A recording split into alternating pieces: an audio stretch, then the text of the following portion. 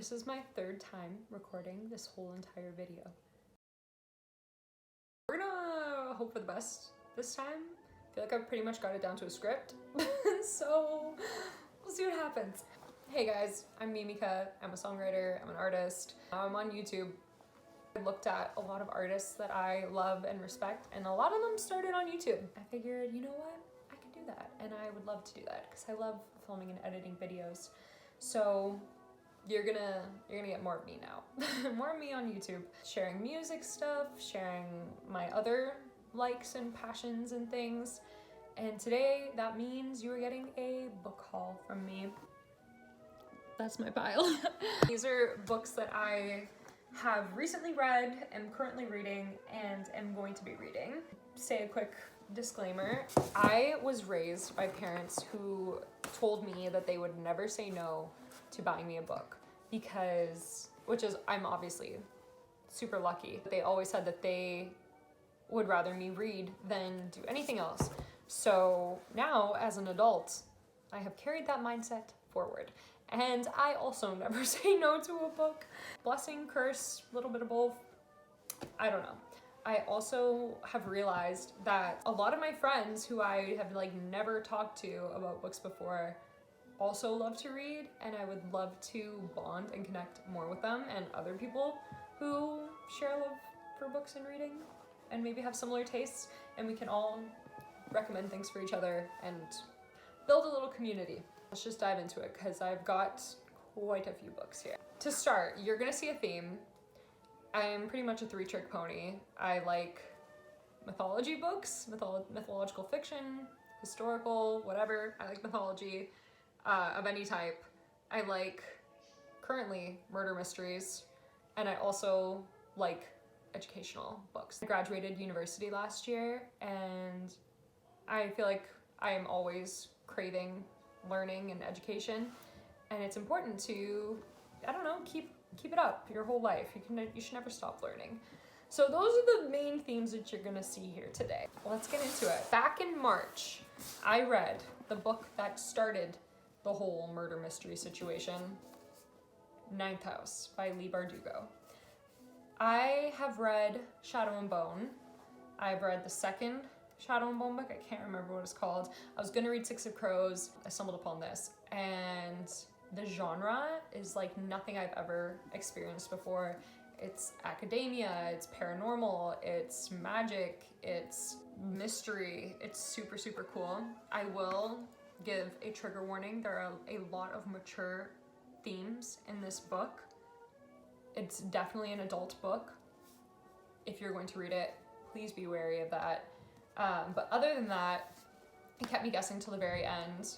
It's being adapted into, I think, a TV show or a movie, something, for Amazon Prime, and Leigh Bardugo is writing the script. So there should be a sequel coming out to this, but there's no date yet. I also would like to say, I am not a horror person.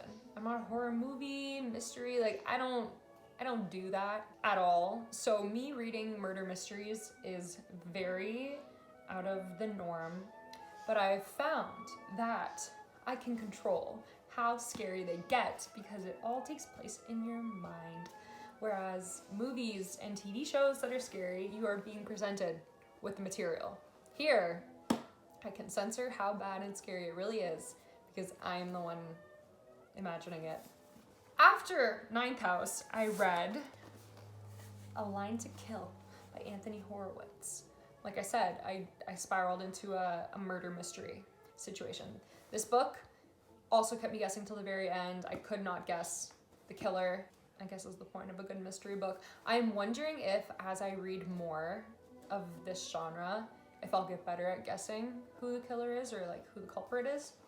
So it's kind of like a little challenge I have going with myself right now. The characters in this book, you will absolutely despise and hate some of them with the entirety of your being.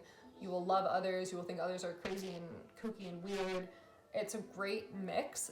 I liked the style that it's written in. So Anthony Horowitz, the author, he's a character in the book. It's almost autobiographical, but it's fictional. It's really cool. I think what sold me the most and what I really love so far about mystery books is the way that all the details connect. Little things that you hear in the very beginning come around in like a totally different, unexpected way in the end. And I love in like any type of art when that happens. I just love the intention behind things like that. So this does a good job of that. After A Line to Kill, I ended up catching COVID. And while I was sick, I read The Girl Who Fell Beneath the Sea by Axie O. Now we're getting into the mythology. I have read Greek, Egyptian, Roman, I think I've read Norse.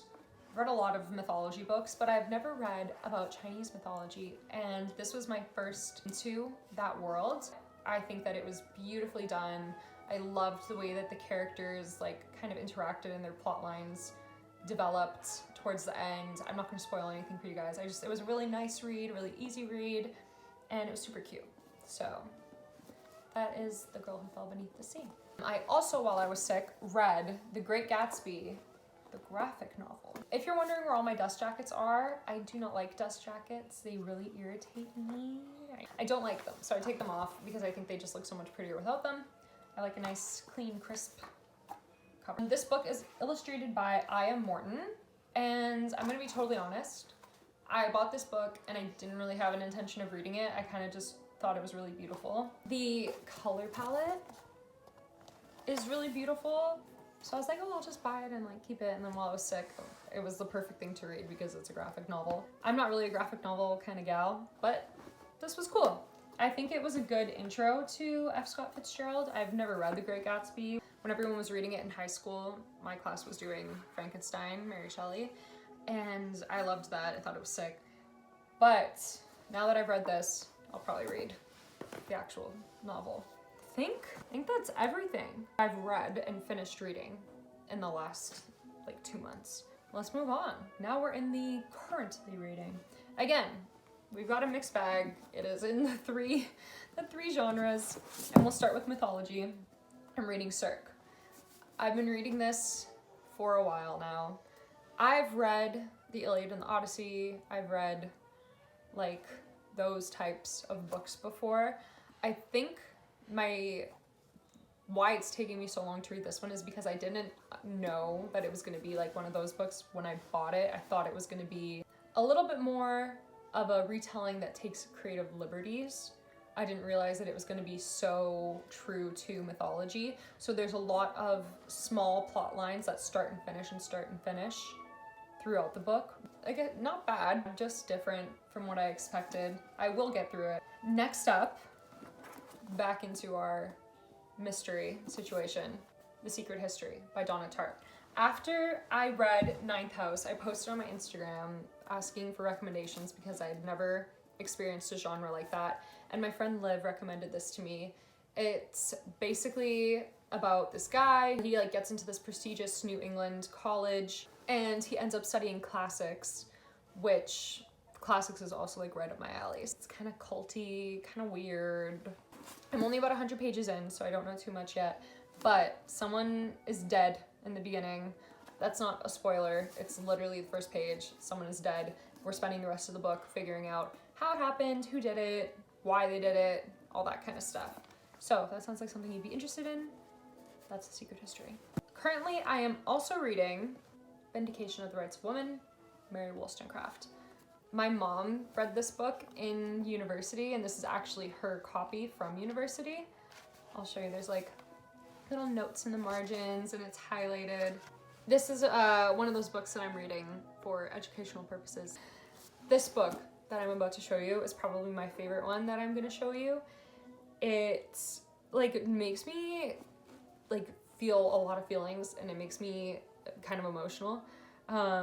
Sondheim on Music, Minor Details in Major Decisions, Mark Eden Horowitz.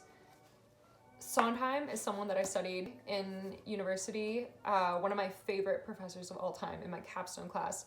I would have lectures every week and it would literally just be my professor and I. We literally just would like watch videos of Sondheim teaching and go through his music and analyze it and study it. And it taught me so much about intention and how it literally starts from the first thought that you have. This book is written as a series of long-form interviews that were conducted with Sondheim by Horowitz through a number of years, and they've collected them all into one book. There are chapters. It's broken up by all the different musicals that Sondheim wrote, and the book, it's literally incredible. They talk about Sondheim's choice in harmony and his melodic choices, his chord progressions. You see his sketches of like how he write out his sheet music and the way that he would think about things and how they were going to be put on the stage as he was coming up with melody and lyrics. And it literally has sketches of his sheet music and his compositions, especially with like him being gone now. It feels like such a treasure to be able to read this book. That is Sondheim on music. That is everything that I'm currently reading. Now let's move on to what is on my shelf to be read at the moment. Let's knock out the mystery books because I think it'll be really quick. One of Us is Lying, Karen M. McManus. I know there's a TV show. I need to read this book before I watch the TV show.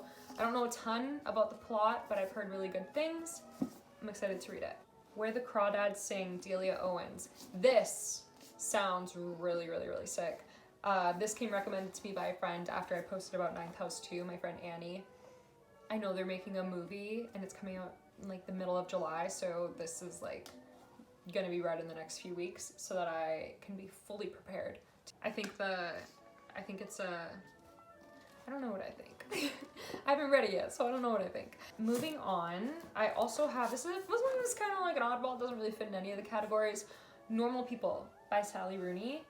Everyone and their brother and their mother and their dog have read this book, so I was like, okay, I guess I have to read this book, not realizing that there are no quotation marks, which is tripping my brain out quite a little bit, but I'll get over it and I'll get through it. This is one of those books that I kind of impulsively bought. I didn't do a ton of research. I'll give it a shot. Up next, into our mythology. This one I am incredibly excited about also. Daughter of the Moon Goddess by Su Lin Tan. It's a debut novel. I love a good debut novel. It's based in ancient Chinese mythology. I can't wait to like dive into this world more and learn more about the different deities and traditions, and it just seems like it's going to be a very immersive book and like beautifully done world building from what I've seen and heard about it so far. Also, the cover is beautiful. I'm a sucker for like a good color palette. When the color palette's good, my money is gone. And then the last book that I have to show you. I was in New York with one of my best friends and we were in this little bookshop and I saw it and I read a couple pages and I read the back and I was like, oh geez, am I gonna read this? This is gonna literally destroy my mental health, but I think it's important to read. The Uninhabitable Earth, Life After Warming by David Wallace Wells, and that is a dead bumblebee on the front because this book is about global warming, the state of the environment, and what's gonna happen to the world after global warming. Literally, the first sentence in the synopsis is, it is worse, much worse than you think. I already think it's pretty bad. I already think it's pretty bad. So we'll see what this book does to me. Like I said, I think it's just an important read. It's important to stay educated, especially in things as important as the climate crisis. Maybe I'll update you guys as I get through them and let you know what I think. That's my book haul. Those are my books. You're gonna be seeing more of me here. I wanna do fashion content and lifestyle, like my lifestyle as an independent artist, and music videos and photo shoots and recording sessions and what it takes to actually make a project from the ground up and stuff like that.